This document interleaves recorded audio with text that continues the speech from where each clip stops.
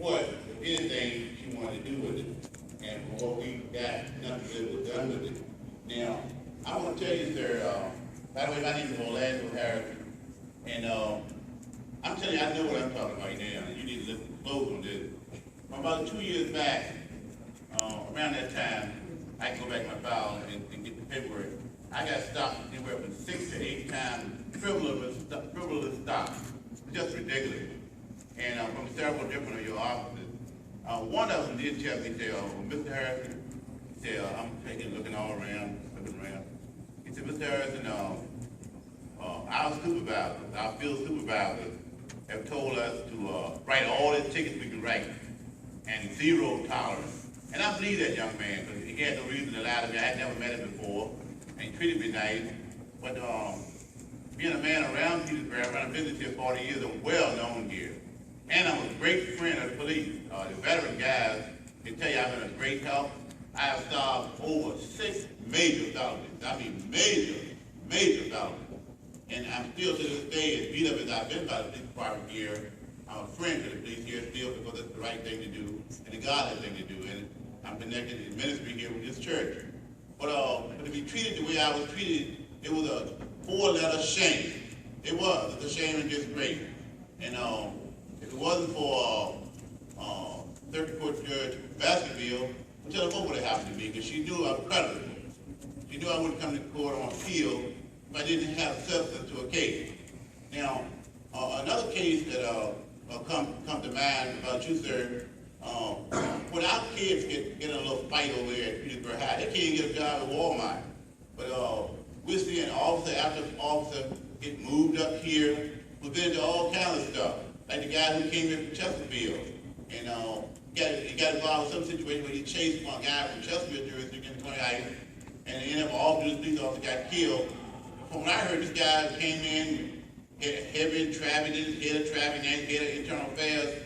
I wonder how a guy can get promoted like that. And then I see a fine young officer here right now who's been passed over for awards, has been from Petersburg, been clean all his life, and didn't get that position. You got to wonder what sort of judgment that is being rendered here. These kind of things, you know, you are a top officer, you're a respected guy, a position of respect, we pay you well. We look for a difference coming out of your office. This is just not the way it should roll. It's just been a shame the way people have been treated in Petersburg, and I've seen all kind of crazy stuff that should never have happened. So I think really to go ahead and do some housework, because there's been some real wrong things done under your leadership, sir, and it's no secret. Citywide, we are aware of it. Yeah. Let me say this. Let's not get off track. This is the city council meeting. This is fashion. But he did ask, I understand it, and we expect an answer. But we want to make sure that we keep it on track. That's my job. Okay? Understand? So if you would like to address any of that, sir, you can. Couple things. You know, one, you know, a lot of things have been done in Petersburg, and I hear you. Some of it is misinformation that you have, because I listened to some of the things you talk about, you know, dealing with the officer out of Chesterfield. It's misinformation that's come out, and whoever's telling you that, it's unfortunate you said that officer did lie to you. He lied to you, and one of the things I do, if officers lie, I fire them. Any of these guys will tell you, you get fired for lying on the Petersburg prison. You were told to lie. We don't have a zero tolerance. As a matter of fact, I do just the opposite. Arrests are down, crime is down, you know, which means that we managed to do that without arresting more people.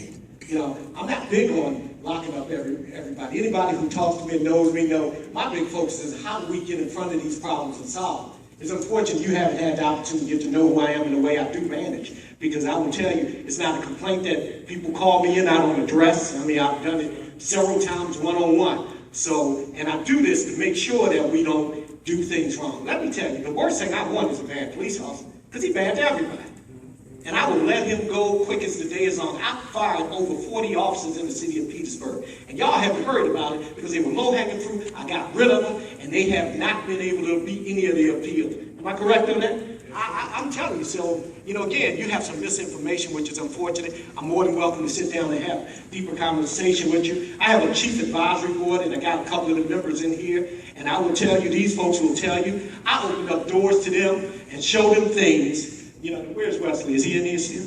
I keep missing. But anyway, Wesley's a part of it, the pastor's a part of it. I show them things that police chiefs don't show me.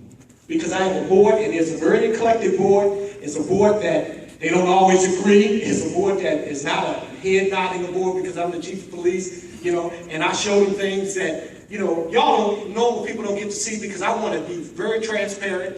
They look at these things, they hear these things. I've showed them videos of things that I don't show everybody else, but I show that board because that board helps advises and helps directs me to say what is best for the city as a whole, not what's best for the police department, not what's best for John Dixon, but what's best for the city as a whole. And they take a look at those things, and they go over them, and they give their advice, and I will tell you, we have pretty much followed everything that's been put in place. Anybody that has any questions about anything that's done, here's the thing.